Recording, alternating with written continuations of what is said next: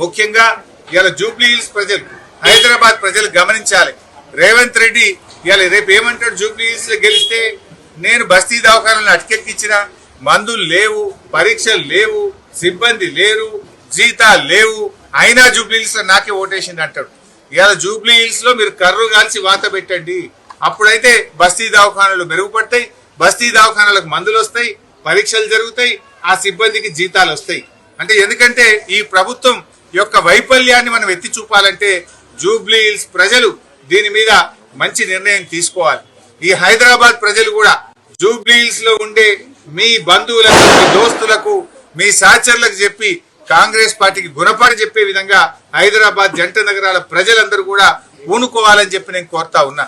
ఎందుకంటే ఇలా స్పష్టంగా అర్థమైతా ఉంది, ఏ విషయంలో చూసినా కూడా మళ్ళా నల్ల బిల్లులు మోపైనాయి, మళ్ళా కరెంటు బిల్లులు పెద్ద పెద్ద వస్తున్నాయి. ఇవాళ నల్ల బిల్లులు కూడా విపరీతంగా పెంచుతున్నాడు. ఆనాడు 20,000 లీటర్ల వరకు ఉచితంగా కేసీఆర్ ప్రభుత్వం నీళ్లు ఇచ్చింది.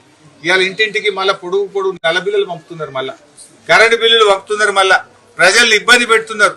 ప్రజల సేవలు తగ్గిపోయినాయి, బిల్లులు మాత్రం పెరుగుతా ఉన్నాయి. ప్రజలు వీటన్నిటిని కూడా గమనించాలని చెప్పి కోరుతున్నాం.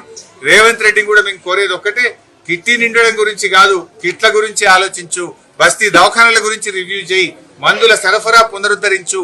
కేసీఆర్ కిట్టు పేరు మారుస్తా అన్నావు, పేరు మారిస్తే రాసుకొని ఇందిరాగాంధీ పేరు పెట్టుకుంటావు, నీ పేరు పెట్టుకుంటావు, రాజీవ్ గాంధీ పేరు పెట్టుకుంటావు, పెట్టుకో, కానీ గరీబులకు మాత్రం కిట్లు సప్లై వెంటనే స్టార్ట్ చేయాలని చెప్పి డిమాండ్ చేస్తాం.